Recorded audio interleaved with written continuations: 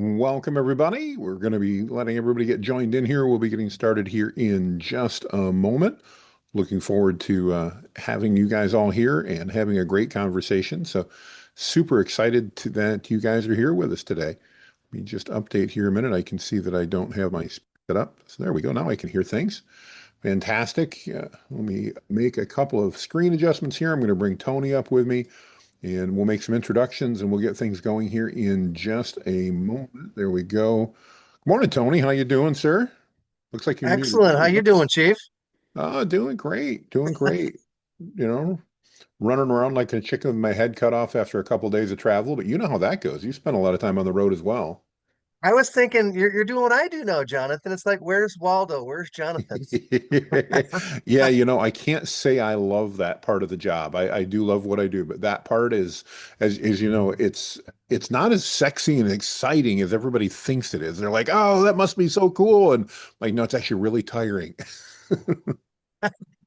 Well, I'm sure the audience has enjoyed you coming out live in the flesh, and I'm excited to be here today. We've been trying to get this together for a while, so thank you for the We invite. We have been. Well, and speaking of live events, we're going to talk a little bit about that here today. We're going to add a bunch of value, but we're going to talk a little bit of live event. As people are joining in, tell everybody just a little bit about November. I'm going to be up in Grand Rapids, Michigan with Yep. you at the event there. And again, if you're just joining us, Tony and I are going to add a ton of value today. But part of the reason we're doing this very candidly is to promote the event in Grand Rapids in November. Tony, can you tell us just a little bit about the Mind Capture Boot Camp and what's going to be happening there? Well, thank you for a very easy question to start, my friend. We do an annual event called the Mind Capture Boot Camp. It's in its 14th year. It started on Mackinac Island. If you go back to 2009, Jonathan, it was almost like a scene from The Last Supper. 12 of us around a few card tables. It was a thank you event for my clients and referral partners. And now it's grown to where we're looking at probably 250 to 300 people this year. So it keeps growing and growing. And we're delighted to get you on stage to talk about AI tips for a lot of our clients and a lot of first timers coming in and flying in from all over the country. So it's a business conference. The theme this year is leadership matters, especially now. And all we've got to do, Jonathan, is look at the headlines or our social media feeds. Even if you go on like X, it's crazy out there. So we want to say, look, we're not going to talk about that. We're going to talk about what can you do to get more referrals, build your business, learn AI strategies from one of the best, I believe, which is you, Jonathan. Talk about social media. We're going to talk about sales training. And we do an interactive mastermind for 2 hours where you're forced, I know people don't like this, kidding, of course, to meet 7 or 8 other people at a table. They're there to help you. Referrals, contacts, things to avoid, things to look out for, and opportunities. So delighted. And this will be our biggest event ever, Jonathan. So again, excited that you're going to be taking the main stage with us on November 6th and a half day on the 7th. So there Yeah, it I'm is. looking forward to it. And for those of you who don't know Tony, I've known Tony now. We had breakfast it was a couple months ago now, but I Mhm. was back up in Michigan. I want to say it's been about 10 years since we met, Yep. Tony. Does that seem about right overall? Yep, I think it tracks back to the Fremont Chamber of Commerce. So Jonathan showed up, I think, at a lunch session, and we've been friends ever since. And I've respected your work and the podcasting you did, and now you moved into AI, which has been just amazing to watch, especially the value you're adding, Jonathan. I check your feed out all the time. I'm like, I can barely keep up with all the good stuff you're putting up there. So we go back about 10, 11 years, sir. Yeah, so I've known Tony a long time, and I'm really excited for this event.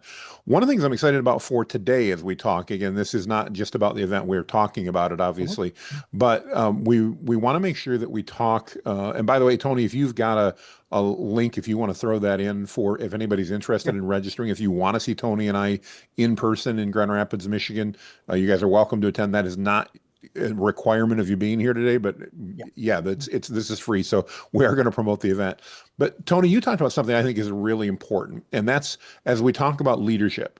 All of us are entrepreneurs, and we're dealing with leadership issues. And when you see all of the, for lack of a better word, just the crap going on around us, I don't want to get negative at all, but I think it's a Yep. great time for us as entrepreneurs and as leaders to step up and to dive into that. Can you talk to me a little bit about your perspective? You've been again doing keynotes and speaking on leadership and sales and that for my goodness, I don't want to put any years on it, but certainly as long as I've known you.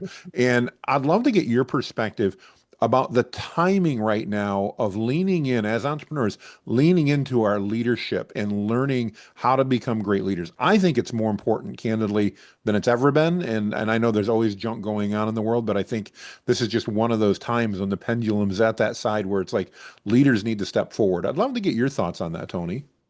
Well, thank you for that. We wrote a book back in 2018 called Trailblazers: Leadership Lessons from 12 Pioneers Who Beat the Odds and Influenced Millions. And Jonathan, the genesis of that book, I interviewed over the last 15 years about 150 people, from CEOs of major companies such as Remax to best-selling authors that have sold millions of books to head coaches of hockey teams that have won the Stanley Cup. And I narrowed it down to 12 interviews, Jonathan. I look for patterns. What are the patterns of success or those clues that these leaders leave from all these different industries? And I found seven that really honed in. And, I'll give credit where credit's due. I go back to the Seven Habits of Highly Effective People by Stephen Mm, Covey. Okay. love that So book.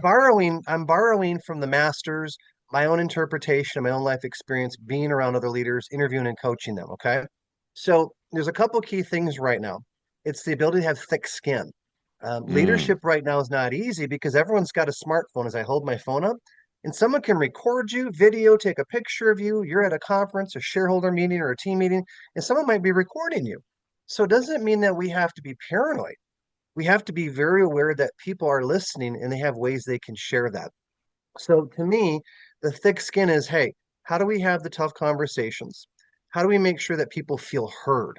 And if I do an updated version of that book, which charted #1 in Amazon back in 18 in leadership, I might add an eighth trait: listening.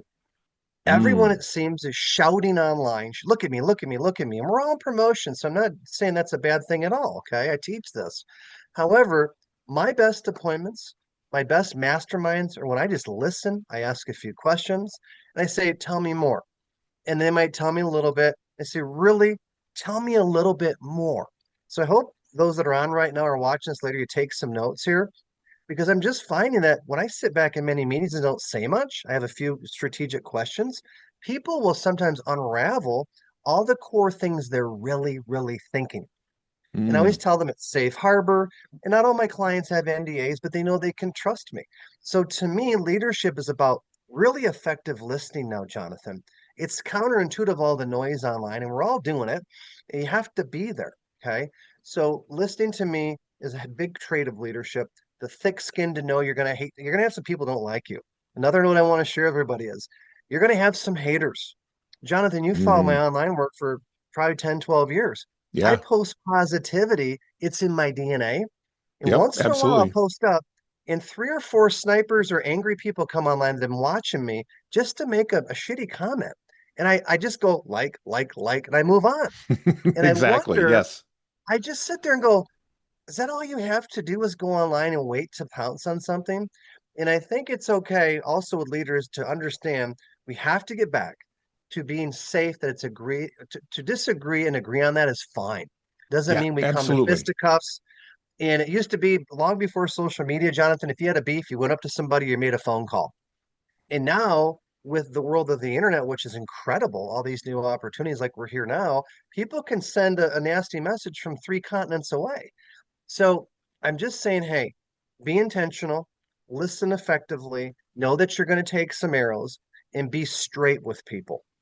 And I know it sounds like Dale Carnegie, How to Win Friends and Influence People, but I am astounded, Jonathan. I'm sure many folks on this call will tell you this as well, and in your groups, that core common sense is in short supply today. Oh, without a doubt. Absolutely. So it's not very revolutionary. I don't have 15 points to be a better leader.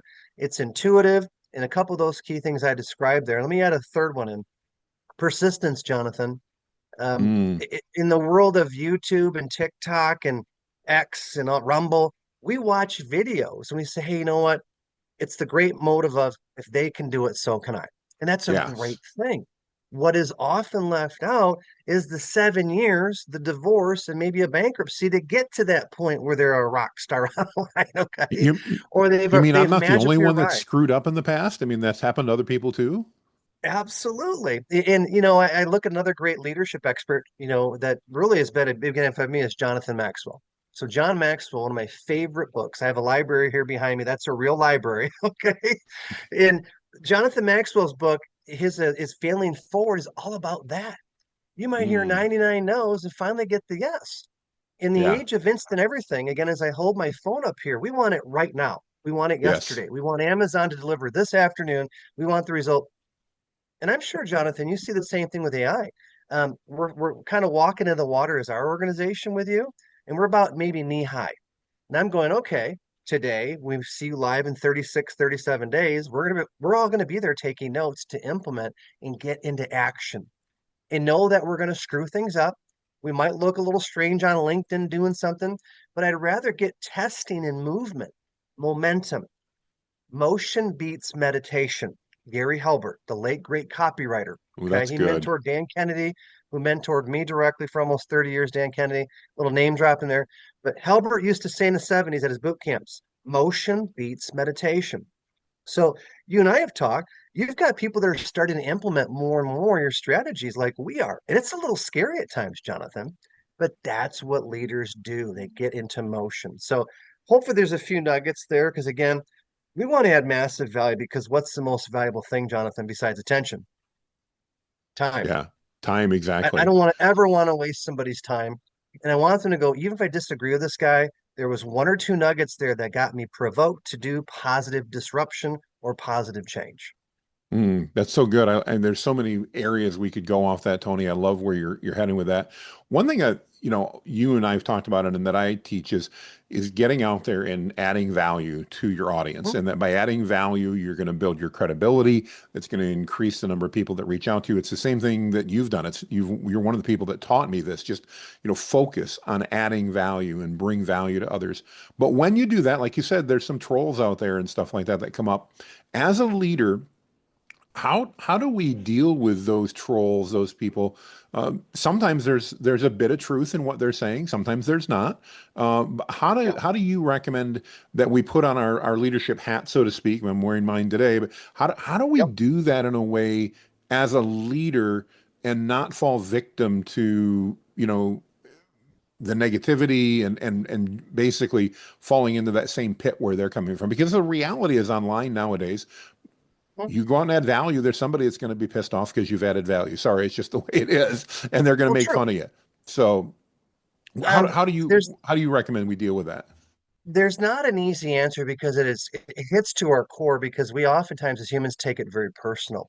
And the Mm, best advice I've gotten that helps me when I run into that, it's not often, but when it comes out of left field, it can rattle you if you allow it. Okay. One of the great books out there is called The Four Agreements. Don Miguel Ruiz. I'm a big fan of his work. And one of the agreements is don't take anything personally.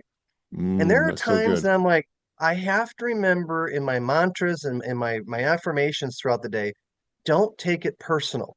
And I'm sure pretty much everyone around the world is watching this now or later on the replays his experiences. Usually, the biggest trolls and haters are sometimes your family There's no or a doubt. former Yeah. partner. I've got not a long list, I hope. There's two or three people I know that would be like not favorable because a lot of times they see me for who I used to be, not where I have moved to. And I always say to people, you know what? It's the old adage of sticks and stones break your bones. I know everyone's like, oh my gosh, if you're under 30, Gen Xers know what that means. But it's saying, you know what? That's also a reflection of their internal issues, not mine. And I oftentimes will just smile. Sometimes I'll be like, hey, I appreciate your opinion. You were allowed freedom of speech like I am. Thank you for the feedback. And usually that shuts it down. And when I have comments online, a lot of times I'll just go like all the positive and sometimes the negative one, and I move on with my life. So unless they're paying me to take it personal, if it's a client, and let's say I'm in front of 600 people doing a live keynote like you've been doing, Jonathan, Mm-hmm. then yeah, I will take it more seriously because, hey, I don't want to upset my client.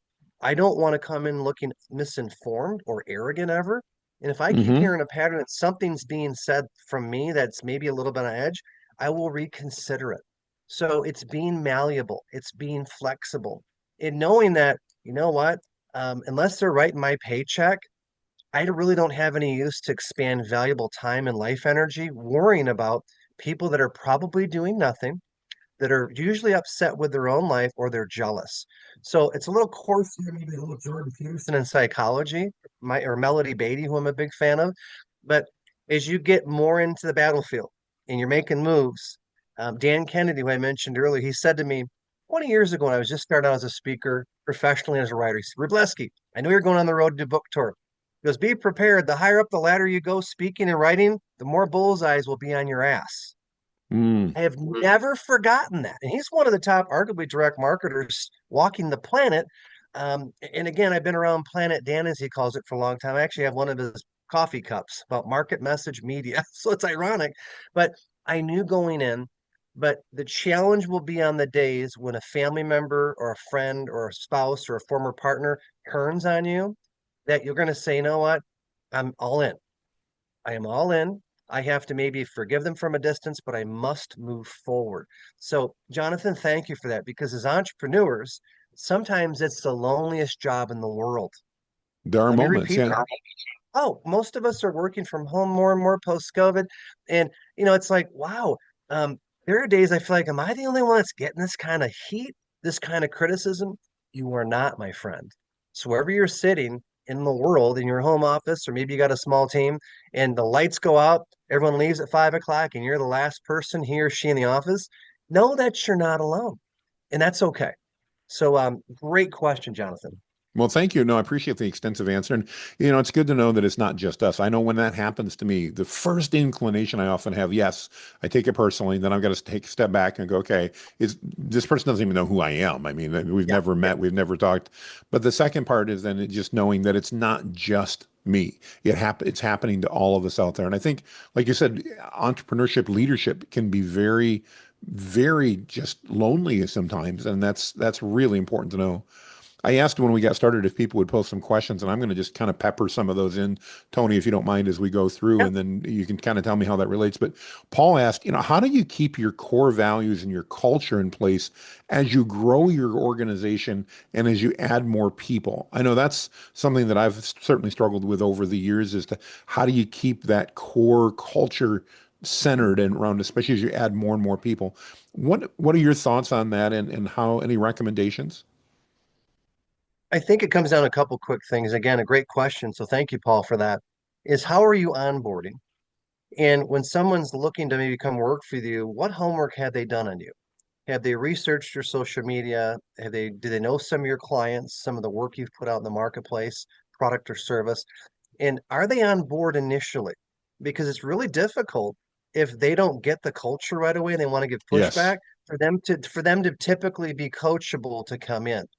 And oftentimes you'll hear hire slow, fire fast.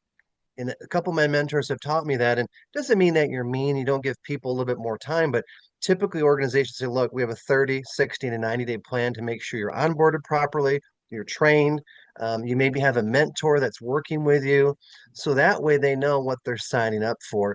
And the way the Correct. job market's going now, Jonathan, it's a ripe opportunity out there to grow. I want to give an advanced strategy that one of my mentors gave me about a year ago that I've shared with a couple clients. So here it goes. Staffing sometimes. How do we find the right people? And this may be controversial, but I'm going to put it out there. I like Find, controversial. That's good. there we go. Find a really good person or two candidates that's gone through the onboarding, that they've done their homework, you've done the interviewing process properly. And what you do, instead of maybe hiring two or three people, you hire one person and you pay them a lot more than the industry average. And it sounds a little counterintuitive, but maybe instead of having five people you're paying a decent amount, you have two or three that are making a fortune on your team because they're going to be more Mm, motivated. They're not going to be looking around. They might put their side hustle a little bit on hold because you've put platinum handcuffs on them because you're paying them way above the industry average.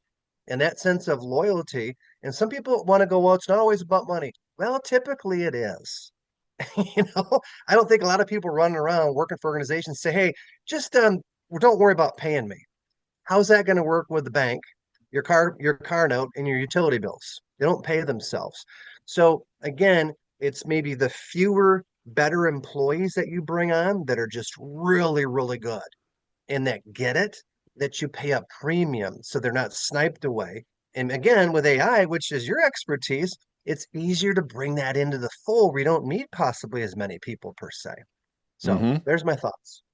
I love that. You and I talked at breakfast exactly about this, and I remember you said it before. It's not the first time I've heard it, but I really love that concept of instead of trying to, bring on a ton of people that are, maybe C players, B players, you had given me a number at the time, and you'd said one A player is equal in production and capabilities to, and I may be wrong, coming about two or three B players, and a B player or B employee is capable of doing two to three times, if I remember, what a C player is, and that means that you can afford to pay that A player 50% more, and you're still getting more value as an owner than if you hire two B players. Are my numbers close on that? Again, that was a month or so ago. Yeah. Tell me about that and share that with our audience because that was really just revelationary to me about, oh, you're right. This is why we want to hire great people and pay them really well. Well, the motivation will be much higher in the mindset. This is not often talked about. I work with a lot of SHRM chapters, Society of Human Resources. And a lot of the times they're like, look, the mindset, you can have a star player in there, but if their mindset's off, it's cancerous to the whole organization. I've seen this. And that's the conversation where the CEO and HR have talked maybe the star salesperson because their attitude's so bad. But the attitude, people miss that because typically there's not an ROI that the CFO wants. The chief financial officer, well, how do we get exact ROI on mindset training? Well, if people answer the phones better, they're more motivated to follow up on their leads. They're more motivated to shoot a video, to have fun on the job because they enjoy it and they want to be there. You can't always put a tangible number on that, Jonathan. However, Mm, people are attracted to energy. And this is not woo woo, all brand new age sort of out there under a teepee. It's a fact. People are drawn to positive people. Look at billboards, for example, or ads you see online. Do they show grumpy people? never, No. never. They're happy customers. Imagine if you look at all the realtors, because they're everywhere online with at the closing table, if they're like, oh man, another closing. Or the couple that's in the picture, or the first time home buyer is upset. People want to know that, hey, are you competent? Are you positive? Are you looking out for me? And do you like what you do? I just gave this advice to a client of mine that's really struggling to find employees. I said, look, when you're out and about in your home community, it's a proximity play to hire someone. I said, look for someone that's got a great attitude. And if they got a great attitude, give them a business card and say, hey, if you're ever looking around, give us a call. Hiring for attitude and training for skills to me, that's the secret, Jonathan, that a lot Mm, of organizations just don't get. Obviously, as we talked about earlier in the interview, you got to have the culture, you got to onboard them right, they've got to be a team player. But hiring attitudes is the key. I look at our team, for example. I actually pay Kelsey and our team sometimes to disagree with me. And another technique is, yes. do we have time to do this, Kelsey? And Wendy and our team as well. I'm like, Wendy, give me feedback. I'm too close to it. I trust you. You've traveled with me. Clients know you. They like you, your energy. You are the face of our brand as well. So I'm sometimes like, look, can we do this? Or give me two or three ideas that will improve this. So that's the type of culture that we have in our organization. When I'm working with companies that bring me in like this, Jonathan, they have to be going that direction. Otherwise, I turn the work away. I don't want Mm. to walk in and do a keynote and waste an hour of their time where half the employees, and I'm sure you've seen this, are like, oh God, it's another speaker. No, well, at least we get an hour off. And I can see that, in a week and a half, I have two keynotes on the same day for about 800 people, two different banks. So they're all staff meeting. The cultures of these banks have done my homework, and one of my work with a long time. They're about constantly improving, constant learning. Mindset Mm. is critical. So I know we can hit a pretty good home run with 800 people with two groups on the same day, but they're the exception because there's all kinds of other banks that don't have that culture. And if they wanted to hire me, I'd say, you know what? I'm not really sure. What's your mission statement? What's the average employee retention? How long has your senior management been there? What challenges and opportunities are you facing? And I'll do that during the intake call before they hire me. I'm Oh, wow. auditioning them too, Jonathan. So it's a lot of the mindset. Are they willing to adapt to change? Are they super sensitive, aka too politically correct? If they're that sensitive, I will not take the job. I just I won't at love this it. point in my career. And here's the other thing that if a lot of CEOs miss, they neglect to think that their employees all have a phone on them. When they walk out or on their lunch break, they're seeing what's going on in the world. they're no longer insulated from opportunity or distraction. And it's that disconnect thinking, well, they're always loyal to organization. No, they're not. So it's continual training, it's upgrading your skill set, and where your realm of expertise, AI, you can be afraid of it or you can get into the water at your own pace. And there's so much misinformation. I like working with you, Jonathan, because you give a ton of value Well, and you thank don't you. make it where we feel like we're scared away. So a long answer again, but these are complex issues, Jonathan, that don't have an 8-second response or a TikTok reel to solve it. Oh, I love what a great way to end it. They don't have a TikTok reel to solve it. Oh, that's fantastic. I've got a Thank you. couple more questions and then I want to turn it around. I know you said you had a couple of questions you wanted to ask me, and I want to make sure I give you time to do that. But before that, I want to dive in. So, Sion just asked, why do we often assume that success in business always means getting bigger? And I actually think this is really important because I know I've been stuck in that rut before. Success is different to every business person, but why is it that as a business society, entrepreneurial society, it does seem that success is defined by are you growing as far as employees and bottom line revenue and their top line revenue and all that, as opposed to maybe focused on are you growing in your life? Are you getting what you want? Are you building the life you want? Because let's face it, most of us got into entrepreneurship because we wanted to build a lifestyle. I'd love to get your thoughts on that. As again, why do we often assume that success always means getting bigger? I think it's thank you for the question. What a phenomenal question again. I think it's what we're sold in Hollywood, in mainstream and our government. Governments are built on, safety, security, strength, power. There's a size element to it. And many folks are in that Wall Street mentality of, the organization's growing. Earnings reports came out. They added another 500 jobs. We're constantly bombarded with the data numbers from the Fed every quarter. What's the job numbers look like? Are we growing? So it's been ingrained over 50 years, and particularly the last 20, implanted into us to think that success is always adding people and growing. Again, I'm not anti-hiring people. I'm about opportunity. And if Mm, we're going to spend 40 to 50 hours of our life clock working for someone else, hopefully you enjoy what you're doing. And if you want to grow in that organization, great. Okay. You're an intrapreneur, you're self employed in the mothership of another company. Or if you go self employed, yeah, you want to scale, typically up to about 5 years ago, Jonathan, to outsource, to delegate, to grow. Because if you don't delegate, you really can't scale. But here's the wild card. This is your realm. I'm asking you about this AI. hmm Now the work of many can be done by algorithms that support your team. And you and I talked about this at breakfast, your staffing challenges and ups and downs with that because of AI. And how do you manage that? So that's what I think we're sold a lot. Big corporate Wall Street, we got to keep growing, growing, growing. However, I also think it's an age thing, Jonathan. I'm Gen X, I'm 53 years old. And in my 30s, it was all about go, go, go, go, energy hmm dynamics, got to scale. I got to do this, this, and this. 40s is kind of like, wow, this is kind of tiring sometimes if I don't get help. And now in Yes. my 50s, it's about lifestyle and autonomy. It's saying, you know what, Mm, after 20 years, self-employed, my 21st year without a paycheck, self-employed, is who do I want to play with? How much time do I have left? And are they willing to have fun and implement? If those parameters hit, I'll usually work with them. And to me, it's not being difficult to work with or charging excessive amounts to say, hey, you know what, they want me, they're going to pay twice as much. That to me is sort of the rock star effect. The Lady Gaga, or if you're Taylor Swift, you can charge whatever you want. The rest of us, it's a balancing act. And at 53, I'd like to have more autonomy where I'm not always going and going and going like I was in my 30s. Number one, hmm I'm not in my 30s anymore. And the second big Thank you clue, very much. Oh, yes. totally. The second big clue is I'd like everybody to make a note of this or write it down. Energy management.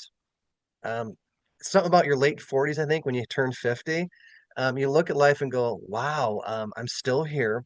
And can my health support my goals and dreams? And more entrepreneurs that I work with, sometimes the sidebar conversation is how do I get in a better shape spiritually, mentally, and physically, Jonathan, to be able to have the Mm, energy to pull off my lifestyle that I've worked towards. And it keeps moving because the only constant is change, Jonathan. Stable structures right now are moving. there's competition everywhere. You have AI, you have social media. Access is really easy to entry for competitor.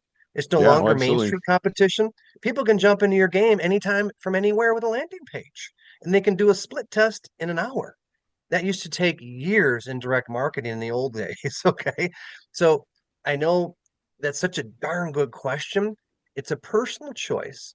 And typically you make it with your team and your family dynamics and your income of what do we want to do maybe this next 5 or 10 years. So thank Mm, you for that mm. question. That's really good. That's really good. The next question is also from Siona. I think it's a really good follow-up to what we're talking about is what can we as entrepreneurs, from your perspective, Tony, learn from franchising models about success, even if we have no interest in franchising or running a Yep. franchise, but there are things we can learn. And Siona's asking, what are your thoughts on what can we learn from the world of franchising that can help us in our entrepreneurial journey? Any thoughts on that? Two quick things come to mind. First off, the book, The E-Myth, Michael Gerber. Mm, I think it was written in the late 80s, early 90s. I was very fortunate to speak with him in Orlando back in 2007. Les Brown, Michael Gerber, and I spoke in it. One of my heroes, and I got to sit next to both of them. Gerber's book about the E-Myth is really the template or the holy grail for franchise owners and those that are trying to franchise out. The number one thing on that book, systems. If they can mm, take a 15-year-old boy or girl in Omaha, Nebraska, for example, teach them how to do an order, cook a hamburger with a smile on their face, do an upsell. Would you like to supersize that? Then what's our excuse? And I know it's more difficult than it sounds. I know it's an easy answer. There's hiring process, there's attitude, there's training. They have to know the system. And you also have to know that in franchises, you have a lot of turnover. So you're constantly backfilling.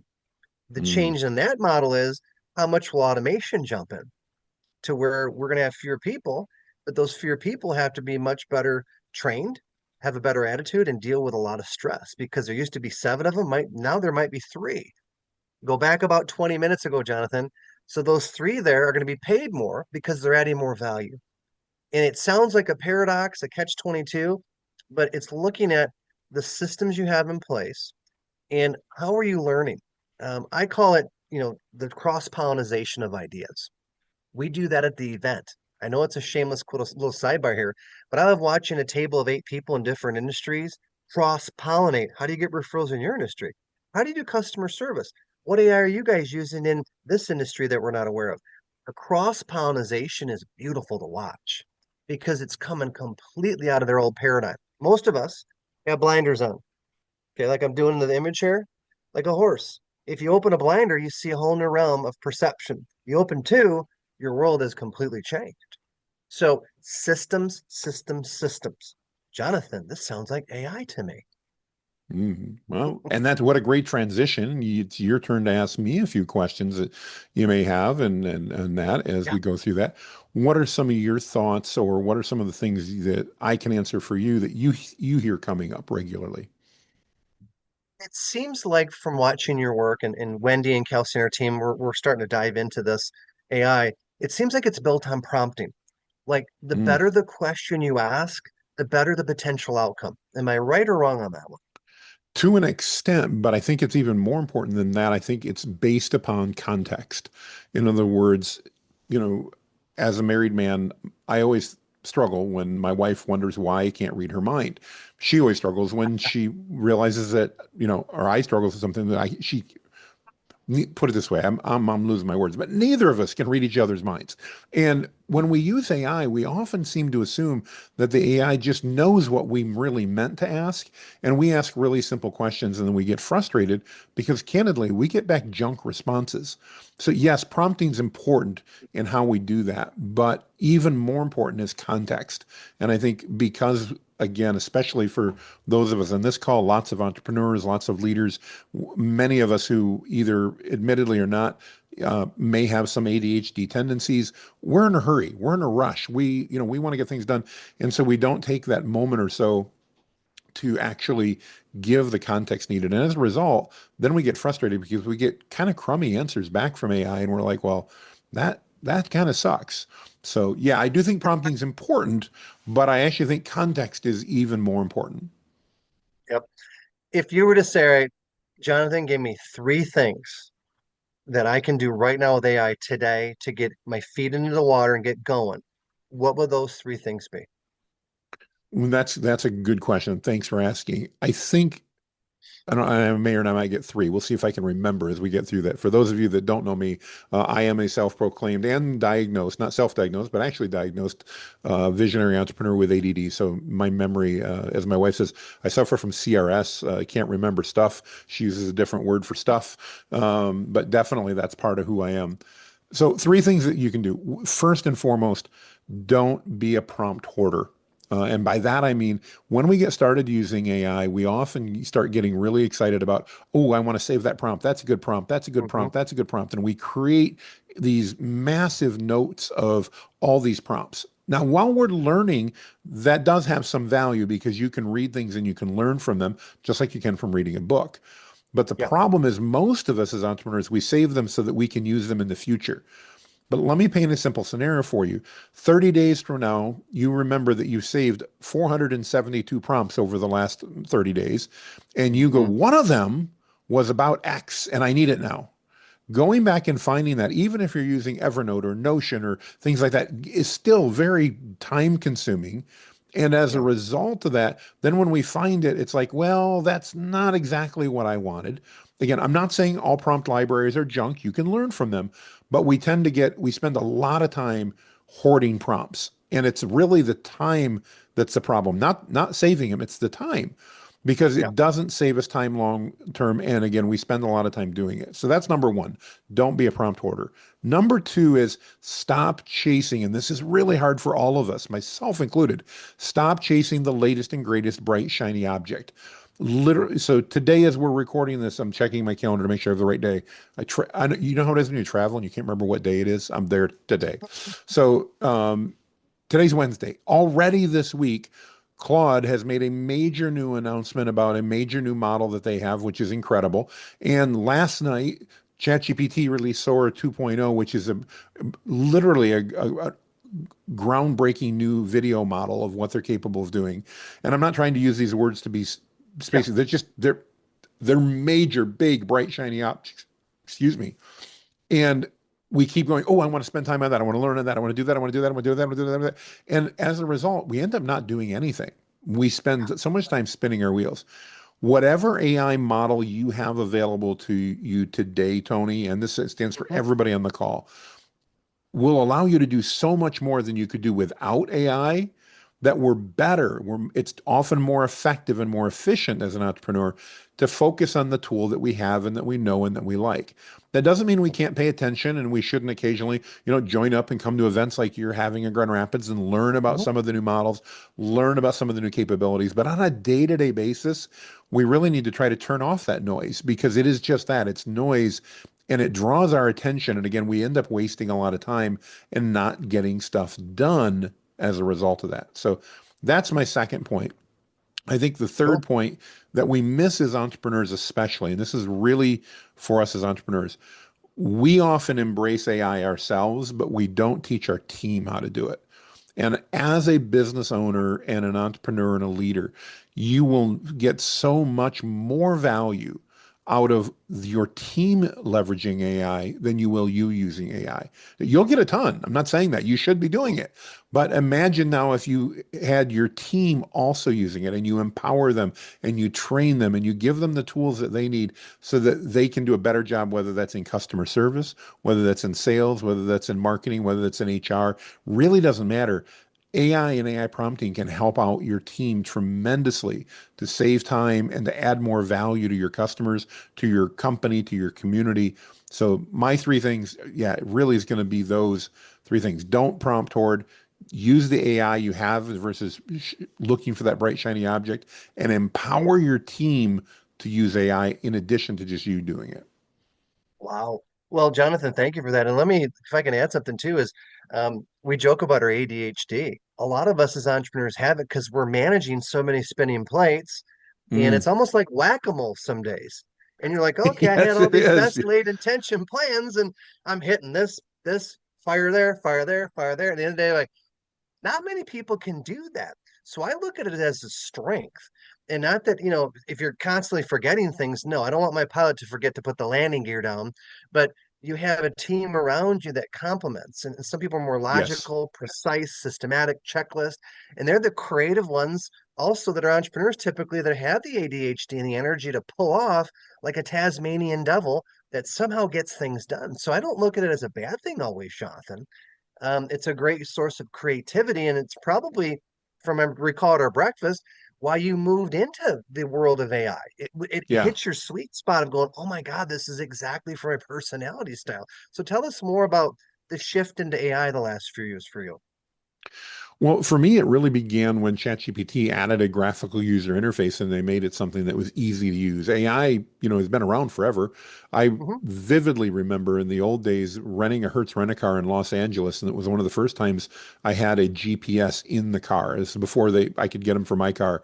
And I remember thinking, this is amazing because I'm not from LA and I don't really know how to drive around LA effectively and where to go. And it literally would tell me based on my destination where to go, and it would even keep some road information up there for as far as construction and all that. And that was AI. That was using artificial intelligence. We didn't think of it in the same way, but I really dug into it again when ChatGPT in late 2022 released that. And what happened for me, and I think probably similar to most, we went in a little skeptical. I certainly did. We tried to decide what it was going to be. And all of a sudden, I'm like, holy cow, this is saving me a lot of time. And in many cases, this is actually better than what I would have done. I'm sure you can relate as that busy entrepreneur. Sometimes we simply don't take the time necessary to lean into something that we should, to give it the time it really deserves. And as a result, we do, as my dad used to say, a half-assed job of it because it just doesn't get done well. And Yeah, AI allows me to take that heavy lifting, the thought part that often causes me to go, oh, I don't have time for this, and get help and work through that very, very quickly. And so I fell in love with AI. I realized that I could get a lot more done with it. It allowed me to in my hyper focus times, really just be crazy productive. But I also saw my team got a little scared of it. And they're like, uh-oh, is this going to replace what we hmm, do? And you know, let's be clear, with any new technology, there will be displacement that happens. yeah, When the printing press came out, a bunch of scribes lost their jobs. hmm, I'm glad that today we're not paying thousands of scribes to sit around and write everything out by hand. It just wouldn't be very productive. When the combustion engine came out, there were people that lost jobs as a result of that. There were all that's happened when the computer came out, the internet. I remember getting in the workforce, PCs were showing up on desks, and it's definitely displaced certain people. But yeah, the fear mongers out there, and again, not that my employees were fear mongers, but my team was scared. They were hearing the people going, "Oh my gosh, you're going to lose your job, and you're going to not have any opportunities." The reality to me was some people will be displaced, but we're going to create probably 100 times more jobs and opportunities than we had available or than that were displaced. So much so, especially with AI, we're going to create jobs that we didn't even know about or think about because of now correct. what AI can do. I often compare it to electricity. Before electricity and electricity today, there are so many jobs today that we have that are reliant and available because of electricity that Hmm. wouldn't exist if we didn't have them. We don't even think about it anymore because it's so ubiquitous. AI, I think, is going to become very much like that. So that as I got Oh, into it, when I saw that, getting back to your question, and I know I'm rambling, when I saw that, I really thought, I I'm 50, at the time I was 54. I really want to teach people before I'm done with this that this AI thing is way cool. I've seen some yeah, great technologies come and I've seen it missed, and I don't want to be looking at this wave from behind going, okay, that was kind of cool. I want to be able to teach people how to use it. And I didn't know I was a teacher. I didn't know I had any capabilities there. I'm still sometimes amazed when people say, yeah, we like the way you teach, Jonathan, because that's never been something I've been trained in or done. But I just felt this need, Tony, to help people understand how to use AI and to do it practically. The other thing that I saw is there were lots of people talking about theory, and theory is hmm, great. But as you can probably imagine, an ADHD entrepreneur, theory is not that. I want to know what can I do today.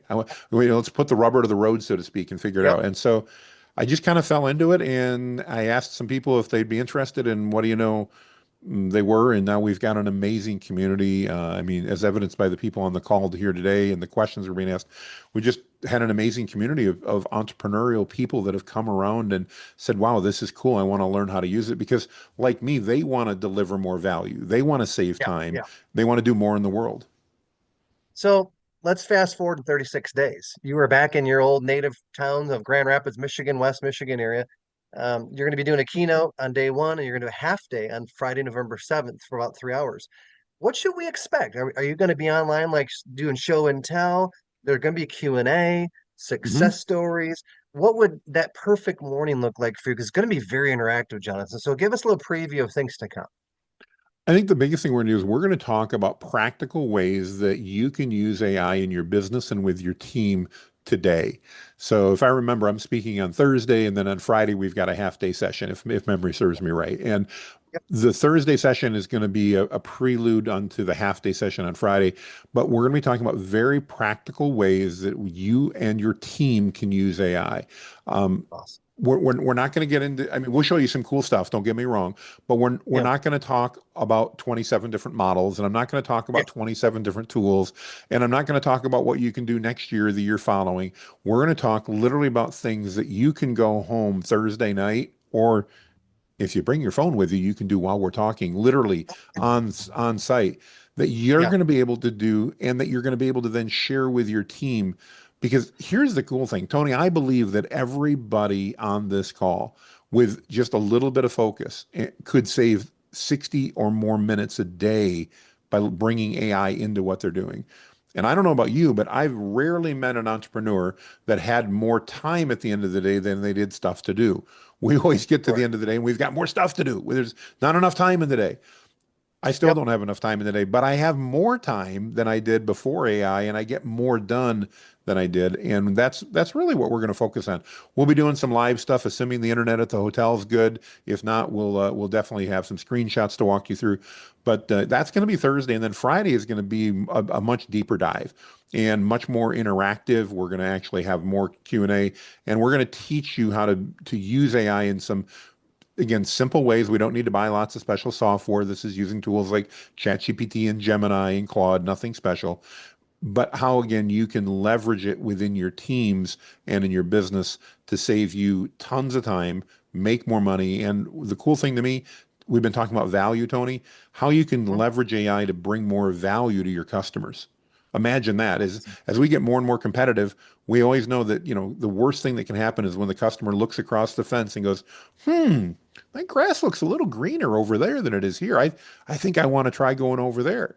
Now we know that Yep. oftentimes they get there and it's not greener, but what about if you could make sure your grass kept getting greener and greener so that you were adding more value so that that customer thought, I'm not going to the other side of the fence because I'm not willing to give up all this value that I'm getting. And we Yeah. want to talk about how AI can help you bring more value to your customers because that makes your customers stick around and pay you more money. Well, we are beyond excited, and our team will be there. And the people I've talked to are like, they're all like, oh my gosh, we need this. We have to find some to teach us, and you're bringing them in. So we're grateful for that. And I want to build off that, John. You look at like a lot of small, mid-sized companies that you and I work with are on the call right now. We are like Avis. We have to try harder. We have to work harder, more efficiently, smarter. Because, you look at it, we're not a big battleship. The big Right. 800-pound gorillas in the industry, we're like the little PT boat that can move faster and adapt quicker.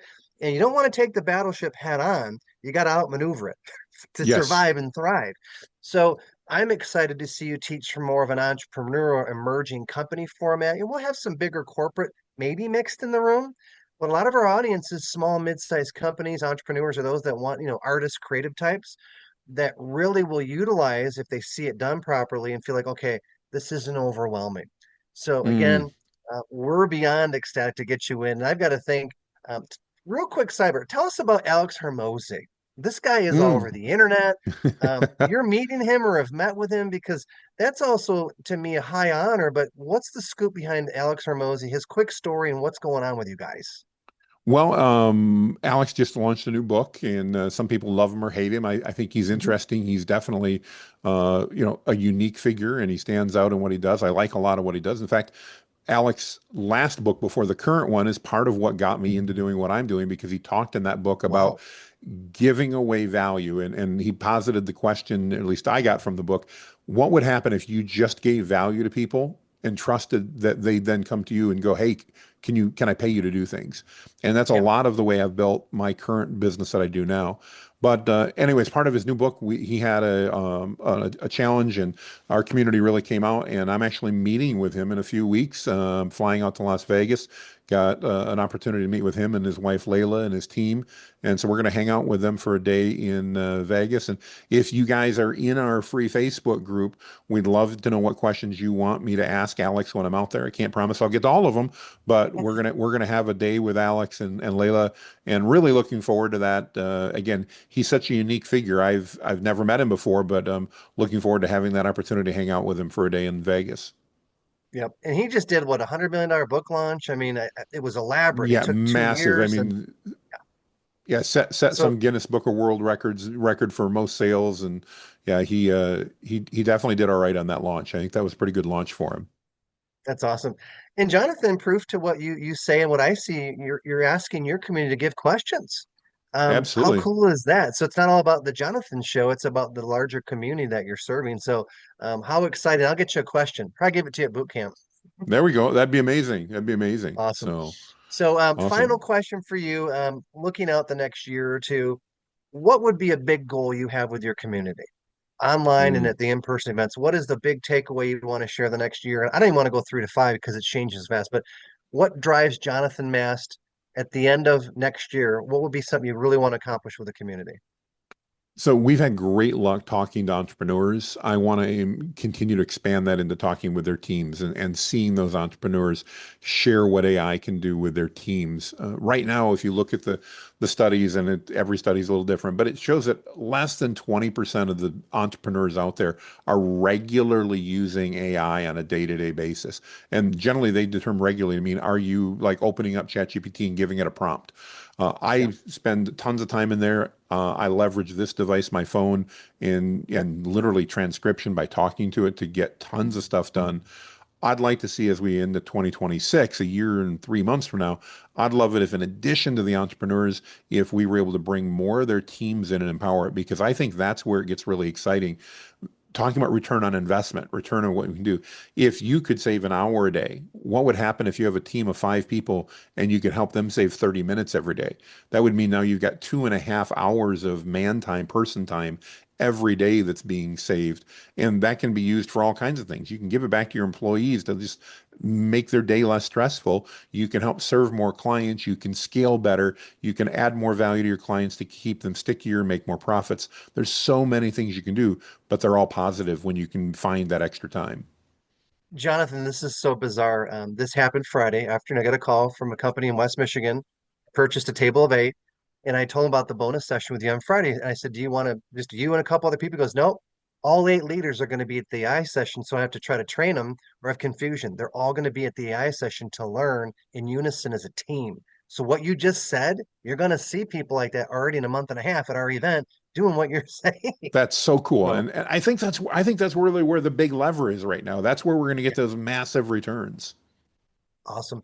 Any final things, sir? Like I said, No, I'm honored we could finally do this, and I thank say you you everybody that you and joined I us could live. hang I out and do appreciate this for hours, and I appreciate you joining me and doing that as we do that virtually. I'm down in Alabama today, and I don't know where are you at today? I didn't even ask. Are you I in am Grand in Haven or? Waterloo, Iowa, right near Field of Dreams, like the movie, 45 minutes west in Wow, they've Iowa. got internet out in the cornfields. I'm sorry if you live in Iowa. I love Hey, Iowa, you but I know have to what? pick on that.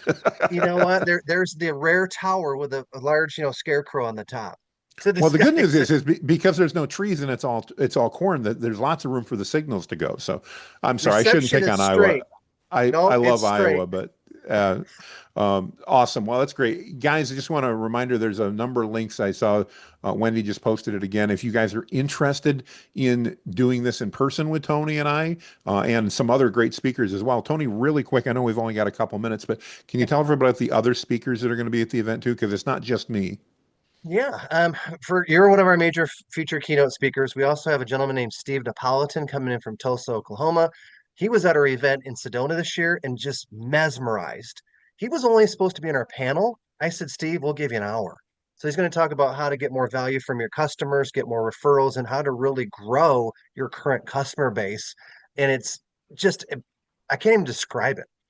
He's an amazing human, but we're delighted. And I had to fight with Kelsey and our team a little bit in a good way about getting him that much stage time, but he's coming in Mm, from Tulsa. We have Kim Tratham, who I just talked to on Monday, is going to talk about practical ways to use social media. And I'm interested to see the parallels and the overlap between your session and hers, Jonathan. She's very good at LinkedIn, social media. How do you create calls to action? How do you hook people in or get what I call mind capture?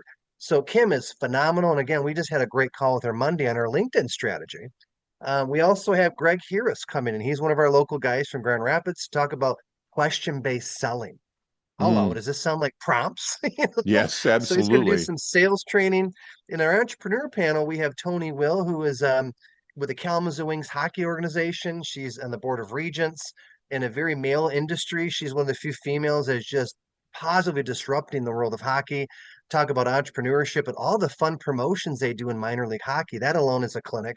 We also have Jenna Archinato, who is very I love successful. Jenna. Oh, Jenna's a riot.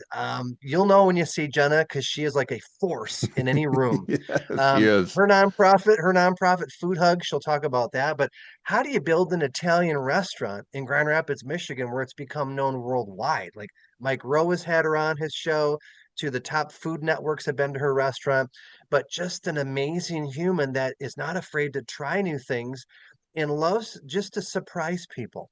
So we've got her doing talking about food hugs and also on our entrepreneur panel. So that's a few key things. We have Kelsey Sanders is going to talk about wellness.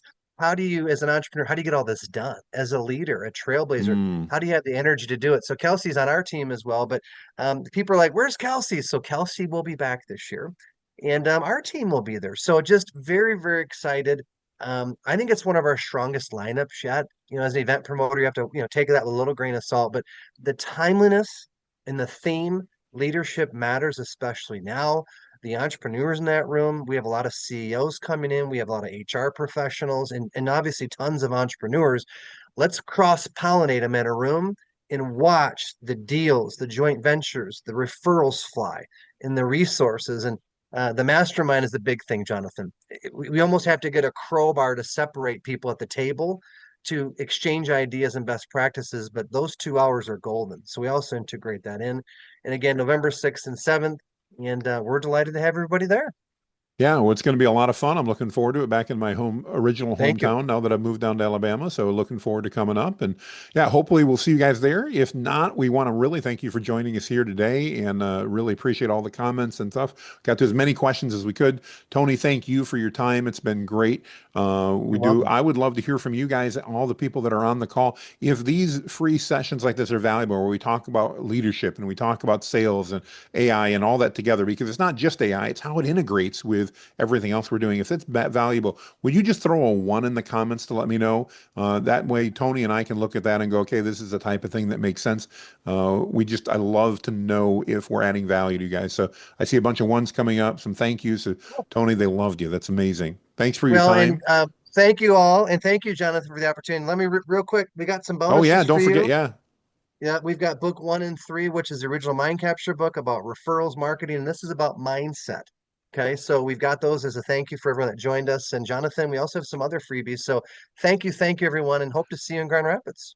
Yeah, I forgot all about that. So watch your emails, guy. You're all going to get emails with links to all the freebies. So thank you for registering. If you're registered and you're watching the replay, you'll still get those links. So Yep. all that's there. Yeah, I totally forgot about that, Tony. That was so generous of you to offer that. Thank you so much.